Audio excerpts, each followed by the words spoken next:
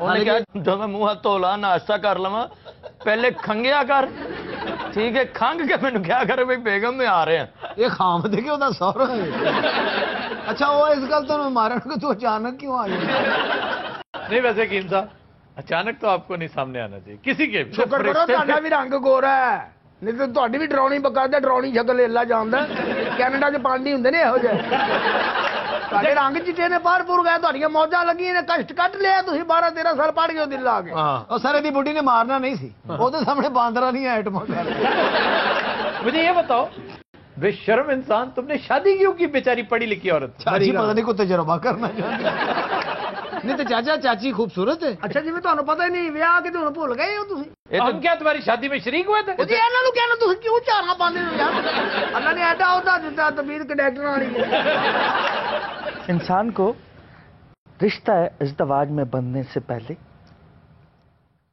दोनों की हम आहंगी होना बहुत हद तक जरूरी है।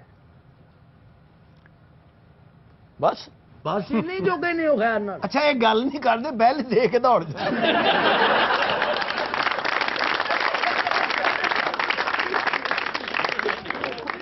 खबर है सेनेटर रजा रब्बानी ने एनएलसी स्कैंडल में मुलव्विस 3 जर्नैलों के कोर्ट मार्शल किए जाने पर शदीद हैरत का इजहार किया है। हाँ हाँ सर जी 3 जनरलों ने बड़ी खप छोड़ डाला हुआ है की कर बैठे ने बेचारे। मैंने इनका तस्करा किया था फौज ने दोबारा बुला लिया है कमीशन देकर इनका कोर्ट मार्शल करना है इन पर करप्शन का इल्जाम है।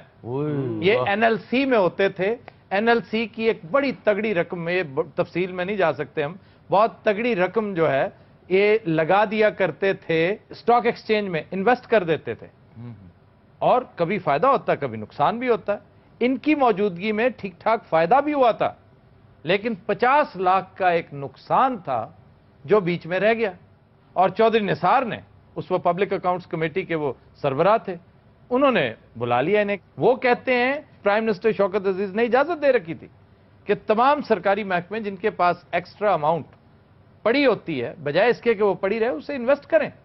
वो ये भी कहते हैं कि इन्वेस्टिगेशन जिस ऑफिसर ने की है वो बायस्ड है सारी जिम्मेदारी उसकी थी वो अपने आप को बचाने के लिए सारा मुद्दा इन तीनों के ऊपर डाल रहा है इसलिए कि 2 वजूहात हैं उसकी। एक तो ये कि रिटायर हो चुके हैं ये और दूसरा ये कि जर्नैल है इन्हें किसी ने हाथ ही नहीं लगाना और ये बात भी सामने आ रही है कि वो डॉक्यूमेंट जो इजाजतनामा था प्राइम मिनिस्टर शौकत अजीज की तरफ से वो उस पूरी फाइल में से गायब कर लिया गया क्योंकि अब वो वहां मौजूद नहीं है लेकिन उसकी एक कॉपी बाकायदा इजाजतनामा इन लोगों के पास मौजूद है।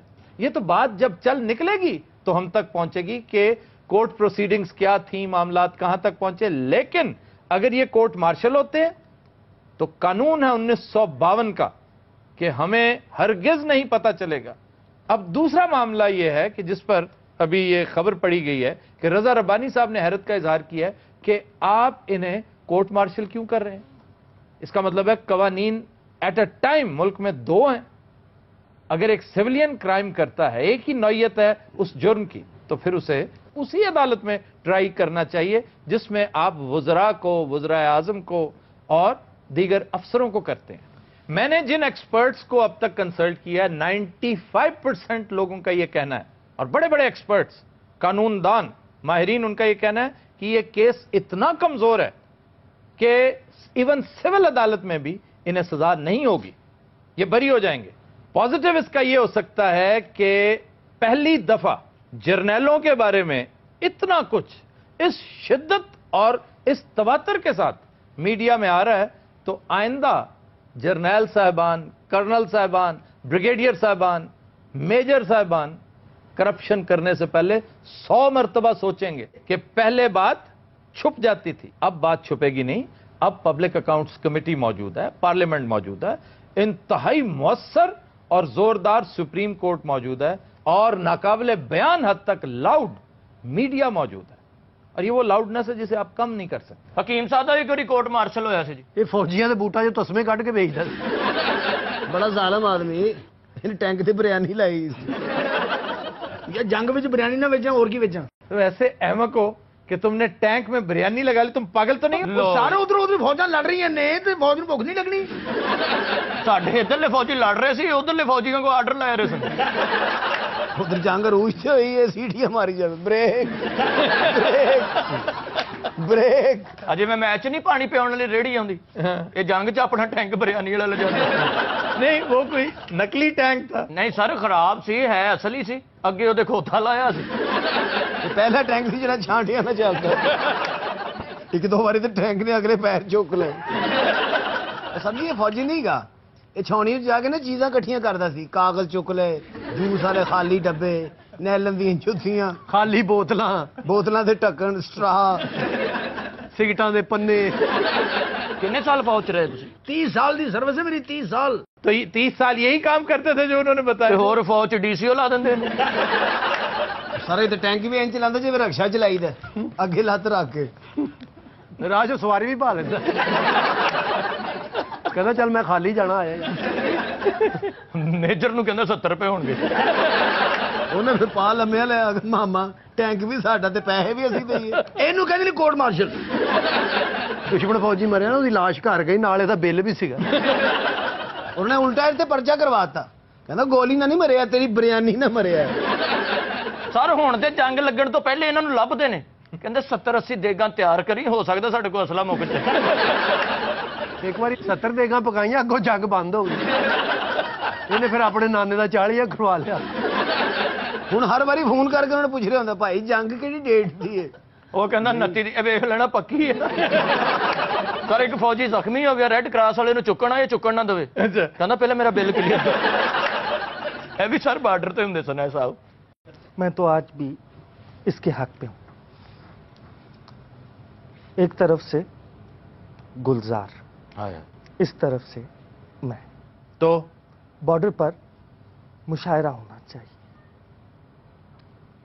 डिस्कशन। नहीं, बात अच्छी कर रहे हैं कि जंग के बजाय डायलॉग होना ਤੇ चाहिए। ਉਹਦੀ ਉਹਨਾਂ ਦੀ ਬਿਰਿਆਨੀ ਤੇ ਰਹਿ ਗਈ ਨਾ ਫਿਰ ਪਿੱਛੇ।